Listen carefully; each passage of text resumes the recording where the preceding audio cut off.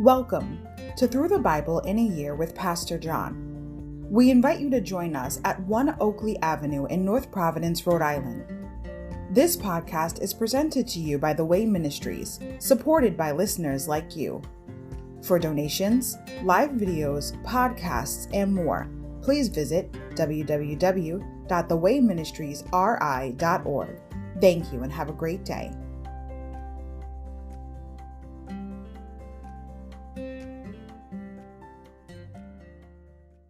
Hi, everybody. Welcome to Through the Bible in a Year with Pastor John.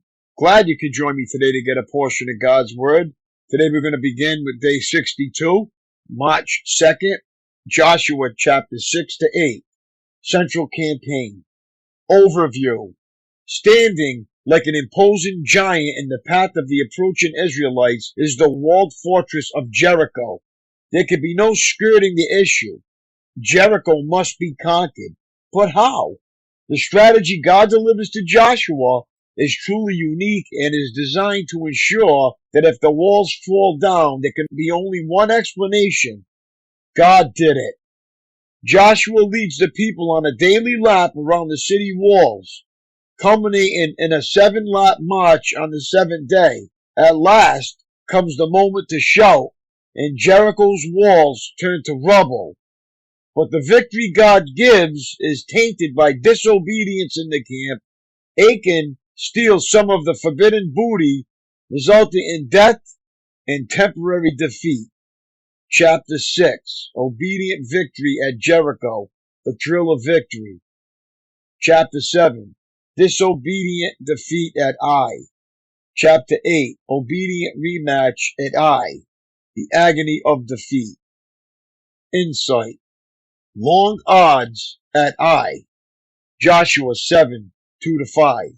After the stunning victory at Jericho, the Israelite troops suffered a staggering defeat at Ai. Chapter 7, verse 2-5.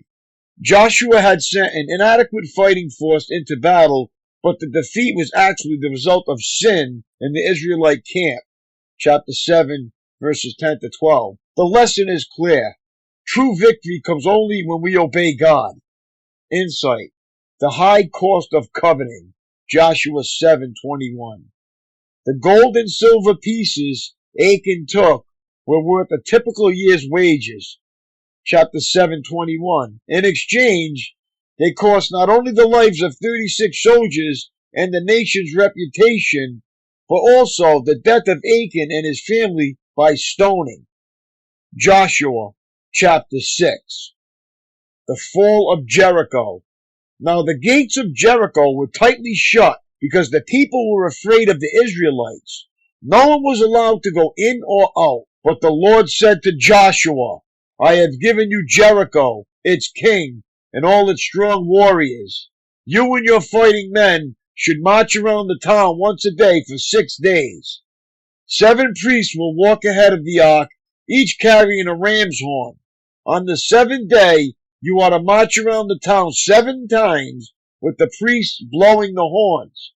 When you hear the priests give one long blast on the ram's horns, have all the people shout as loud as they can. Then the walls of the town will collapse, and the people can charge straight into the town. So Joshua called together the priests and said, Take up the ark of the Lord's covenant, and assign 7 priests to walk in front of it, each carrying a ram's horn. Then he gave orders to the people, March around the town, and the armed men will lead the way in front of the ark of the Lord. After Joshua spoke to the people, the 7 priests with the ram's horn started marching in the presence of the Lord, blowing the horns as they marched, and the ark of the Lord's covenant followed behind them. Some of the armed men marched in front of the priests with the horns, and some behind the ark, with the priests continually blowing the horns. Do not shout. Do not even talk, Joshua commanded. Not a single word from any of you until I tell you to shout. Then shout. So the ark of the Lord was carried around the town once that day, and then everyone returned to spend the night in the camp. Joshua got up early the next morning, and the priests again carried the ark of the Lord. The 7 priests with the ram's horns marched in front of the ark of the Lord, blowing their horns. Again the armed men marched both in front of the priests with the horns and behind the ark of the Lord. All this time the priests were blowing their horns. On the second day they again marched around the town once and returned to the camp. They followed this pattern for 6 days. On the seventh day the Israelites got up at dawn and marched around the town as they had done before. But this time they went around the town 7 times. The 7th time around, as the priests sounded the long blast of their horns, Joshua commanded the people, "Shout, for the Lord has given you the town. Jericho and everything in it must be completely destroyed as an offering to the Lord. Only Rahab the prostitute and the others in her house will be spared, for she protected our spies. Do not take any of the things set apart for destruction, or you yourselves will be completely destroyed, and you will bring trouble on the camp of Israel. Everything made from silver, gold, bronze, or iron is sacred to the Lord and must be brought into his treasury." When the people heard the sound of the ram's horns, they shouted as loud as they could. Suddenly the walls of Jericho collapsed, and the Israelites charged straight into the town and captured it. They completely destroyed everything in it with their swords, men and women, young and old, cattle, sheep, goats, and donkeys. Meanwhile, Joshua said to the 2 spies, "Keep your promise. Go to the prostitute's house and bring her out along with all her family." The men who had been spies went in and brought out Rahab, her father, mother, brothers, and all the other relatives who were with her. They moved her whole family into a safe place near the camp of Israel. Then the Israelites burned the town and everything in it. Only the things made from silver, gold, bronze, or iron were kept for the treasury of the Lord's house. So Joshua spared Rahab the prostitute and her relatives who were with her in the house, because she had hidden the spies Joshua sent to Jericho. And she lives among the Israelites to this day. At that time Joshua invoked this curse: "May the curse of the Lord fall on anyone who tries to rebuild the town of Jericho. At the cost of his firstborn son, he will lay its foundation. At the cost of his youngest son, he will set up its gates." So the Lord was with Joshua, and his reputation spread throughout the land. Joshua chapter 7. Ai defeats the Israelites. But Israel violated the instructions about the things set apart for the Lord. A man named Achan had stolen some of these dedicated things, so the Lord was very angry with the Israelites. Achan was the son of Carmi, a descendant of Zimri, son of Zerah, of the tribe of Judah. Joshua sent some of his men from Jericho to spy out the town of Ai, east of Bethel, near Beth-aven. When they returned, they told Joshua, "There's no need for all of us to go up there. It won't take more than 2,000 or 3,000 men to attack Ai. Since there are so few of them, don't make all our people struggle to go up there." So approximately 3,000 warriors were sent, but they were soundly defeated. The men of Ai chased the Israelites from the town gate as far as the quarries, and they killed about 36 who were retreating down the slope. The Israelites were paralyzed with fear at this turn of events, and their courage melted away. Joshua and the elders of Israel tore their clothing in dismay, threw dust on their heads, and bowed face down to the ground before the ark of the Lord until evening. Then Joshua cried out, "O sovereign Lord, why did you bring us across the Jordan River if you were going to let the Amorites kill us? If only we had been content to stay on the other side. Lord, what can I say now that Israel has fled from its enemies? For when the Canaanites and all the other people living in the land hear about it, they will surround us and wipe our name off the face of the earth. And then what will happen to the honor of your great name?" But the Lord said to Joshua, "Get up. Why are you lying on your face like this? Israel has sinned and broken my covenant.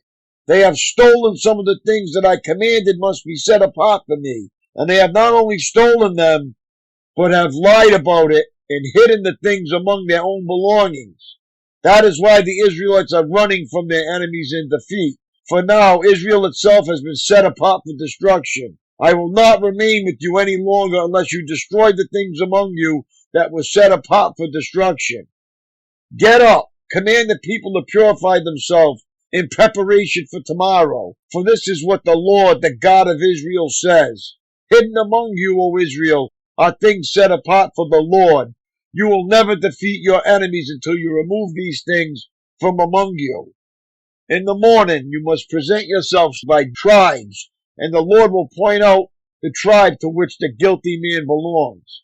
That tribe must come forward with its clans, and the Lord will point out the guilty clan. That clan will then come forward, and the Lord will point out the guilty family. Finally, each member of the guilty family must come forward one by one. The one who has stolen what was set apart for destruction will himself be burned with fire along with everything he has, for he has broken the covenant of the Lord and has done a horrible thing in Israel. Achan's sin. Early the next morning, Joshua brought the tribes of Israel before the Lord, and the tribe of Judah was singled out.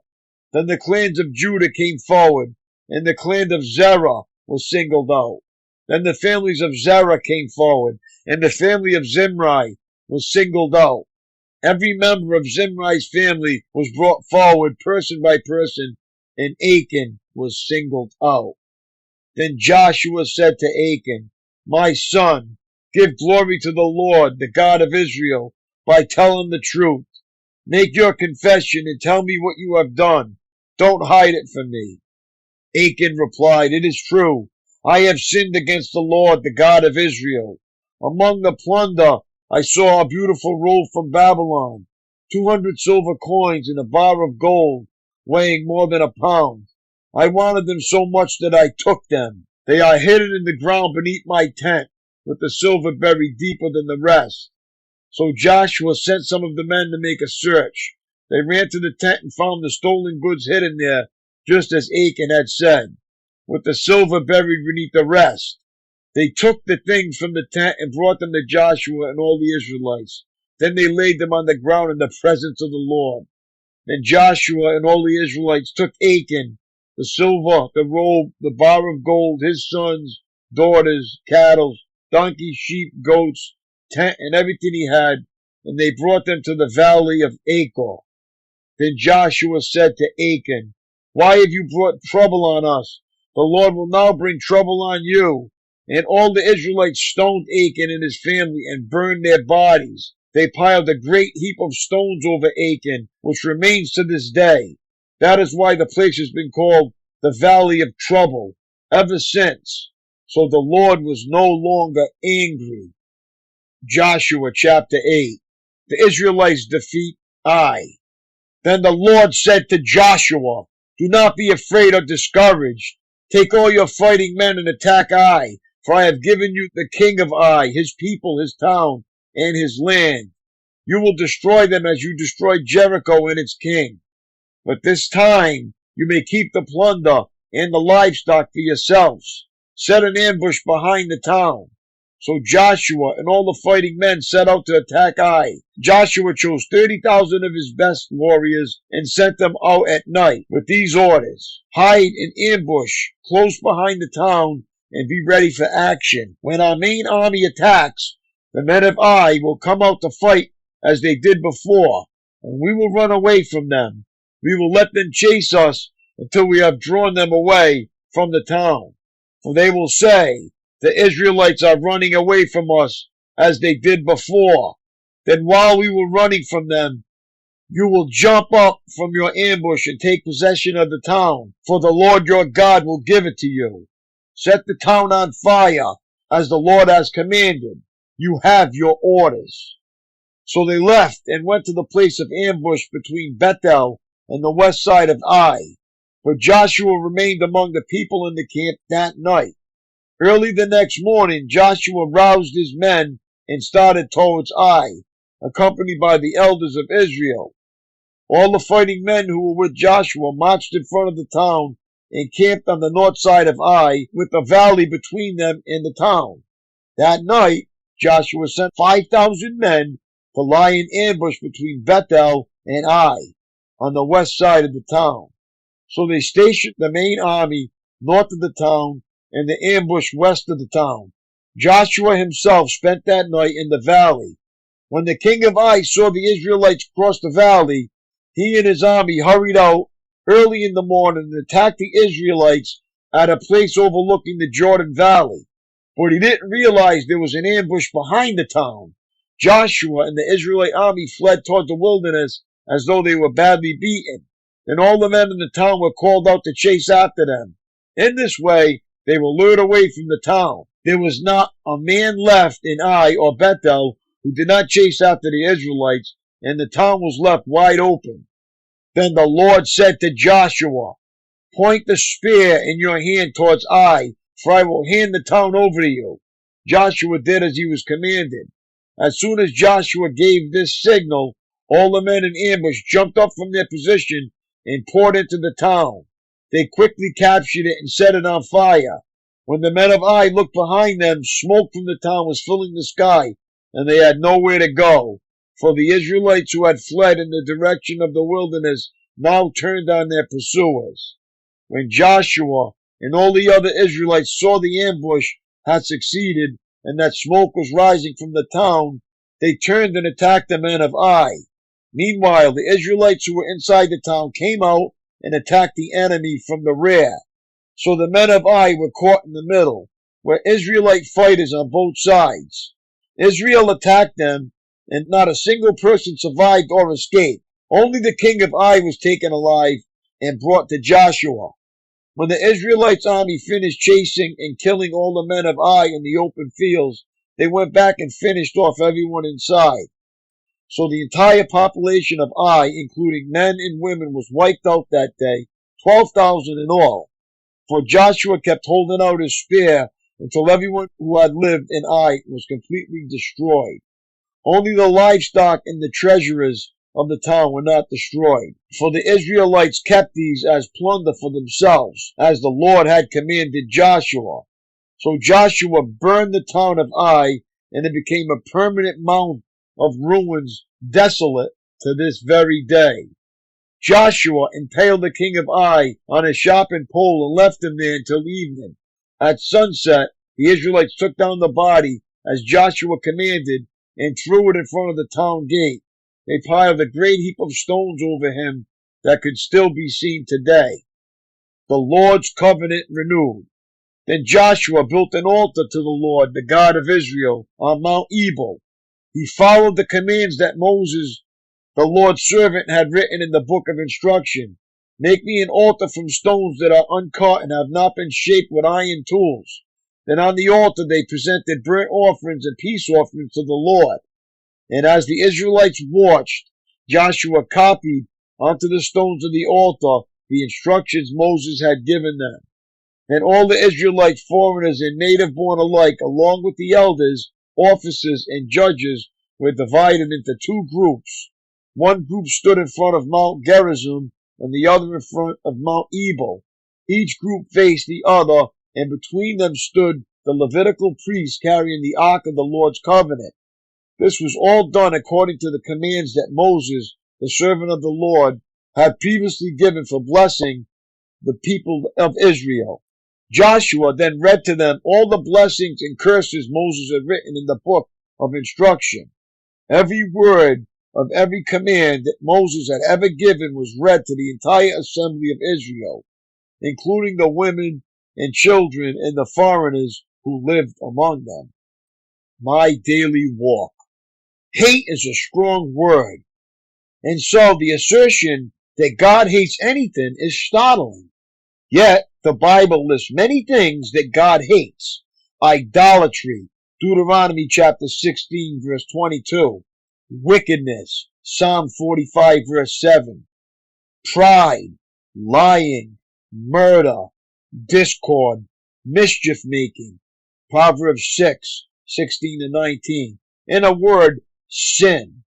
Today's reading explains one reason that God finds sin so abhorrent. It leaves scars on the innocent as well as the guilty. Achan's sin, seemingly so private and harmless, resulted in 36 lives needlessly lost in battle and an entire nation left in disarray. Are you tempted to disobey God today? Concluding, it's my life and I can do with it as I please? Then stop and consider. What will disobedience cost you personally? How will it affect others around you? God has strength for you to overcome instead. Romans 8:37. Will you turn to Him right now and trust that strength? There is no biblical basis for believing there is any such thing as a little sin. That's all for today, my friends. It was great reading along with you. Have a great day, and God bless. I will see you tomorrow, Lord willing. Peace.